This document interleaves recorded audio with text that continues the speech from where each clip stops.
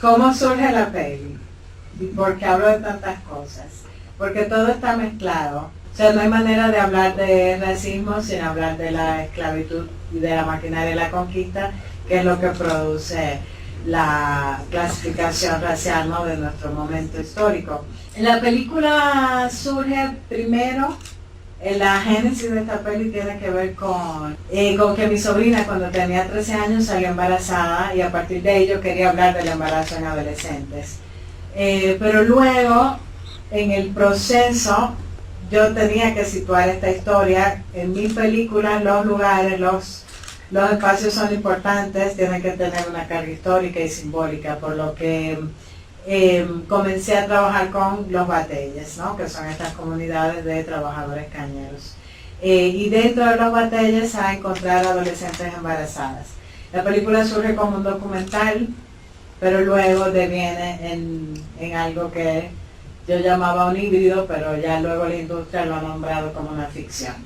Yo siento que es una película que tiene diferentes dimensiones porque es necesario, para hablar de un cuerpo negro dominico-haitiano, es necesario entender cuáles son todas las capas de opresiones, y por eso la película habla de todas estas capas de opresiones, porque no hay manera de separarlas. Estoy como muy vinculada con el CLEFAS y con varios movimientos antirracistas y decoloniales que me permiten también como tener un sentir afrocaribeño y entender el Caribe como en otras dimensiones, y no entender la isla que yo habito como un ente aislado, sino como parte de un proceso histórico.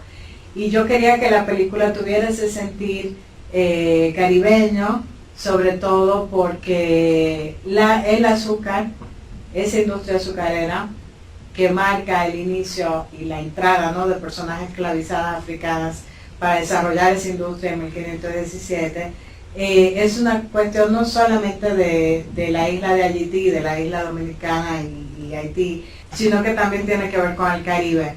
Y por eso se llama Sugar Island, porque los ingleses denominaron a las islas productoras de azúcar, que eran las Antillas, las denominaron las Sugar Islands. Yo estaba construyendo una película que, si bien es cierto, se sitúa en un batey en la República Dominicana, tiene un sentir mucho mayor que conecta con toda la historia, no solamente del Caribe, sino de Abya toda, en el sentido de que la maquinaria de la conquista entra por esta isla, pero se expande a todo el continente. Y creo que lo que hace que todas estas capas vayan generándose tiene que ver con el proceso de desarrollo de la película, que fue muy largo.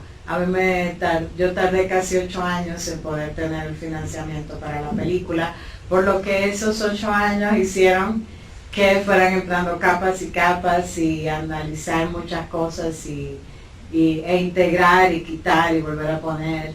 Entonces, claro, no 8 años todo el tiempo dedicado a eso, pero sí 8 años para rumiar esa película, que hizo además un tránsito desde el documental a la ficción.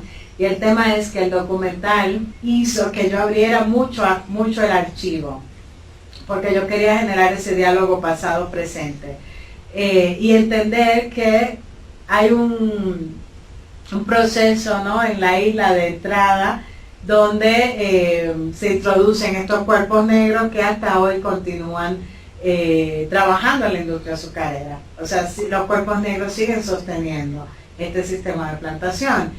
Hay actores y actrices y también la comunidad es parte de la película. Algo que hicimos es que los actores y las actrices conocieron a las personas que inspiraron a sus personajes, porque para mí era importante que adoptaran maneras de caminar, de habitar el mundo, de hablar, que son distintas a cuando estás en Santo Domingo, en la ciudad, a cuando habitas un batey, ¿no? Son realidades que geográficamente no son muy distantes, pero socialmente sí son abismales. Entonces Mackenzie es actriz, esta es su primera peli como protagonista. Ella hizo esta película justo acabándose de graduar de la Escuela de Arte Dramático. El abuelo es actor, es el único que yo supe siempre que era el abuelo, porque no hay tantos actores viejos, negros, oscuros en Santo Domingo. La doctora es actriz. Isabel Spencer, que está en este espacio que es como una especie de satélite donde están todas estas mujeres vestidas iguales, la voz principal ahí es una actriz. Que va en el caballo Leroy y es actor. El resto es la comunidad. ¿Qué es lo que nos dicen cuando escribimos películas, no? Es que tiene que haber un conflicto en el personaje o una situación conflictiva, que en este caso es el embarazo, y yo intentaba encontrar problemas cotidianos en las adolescentes, y algo que me desilusionó es que son espacios tan apartados, se isla dentro de la isla, que no hay una visión del futuro, y no hay una vida muy al día. Tampoco, también hay como una cierta ingenuidad, ¿no? Como con el mundo, tampoco hay el posicionamiento político, se lo pongo yo a la peli, ¿no? Pero hay como una desconexión. ¿Por qué? Porque esta gente está totalmente aislada. Y eso a mí me costó poderlo asimilar, pero bueno, es lo que es. Esta gente está tan aislada que, por ejemplo, hay cañeros que ganan lo mismo hace años. Es un tema muy de dependencia con el espacio. Y eso, hacer este tipo de cine es una renuncia constante y una apuesta a que puede salir bien. Y justo yo llegué el sábado acá y salí del aeropuerto a ver a Lucas Avendaño. Bueno, pero yo sigo mucho a Lucas Avendaño, que es un activista local, pero también es performer. Y Lucas decía que en el mundo al que habita, en el arte, que era un fracasado exitoso. Porque muchas veces dentro del arte está un poco destinada al fracaso, sobre todo cuando trabajas estos temas, porque se te nombra desde el resentimiento.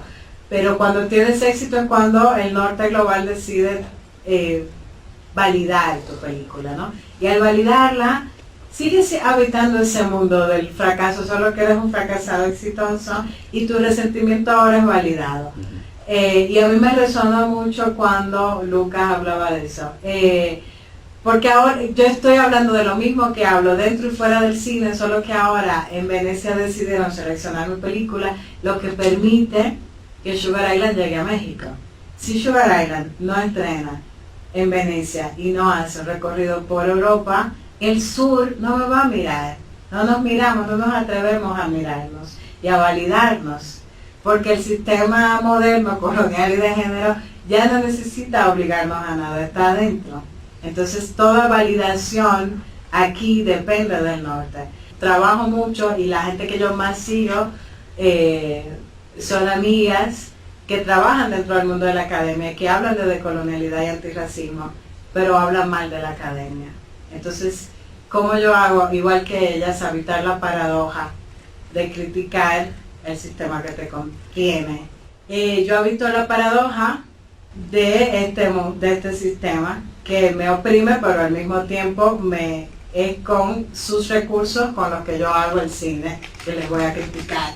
Entonces, tengo que estar todo el tiempo entendiendo esa dinámica del juego. Yo les pido fondos al norte para hablar más de cuál fue el sistema mundo que crearon, pero al mismo tiempo tengo que aprender su lenguaje para no ser invalidada totalmente. Es una esquizofrenia.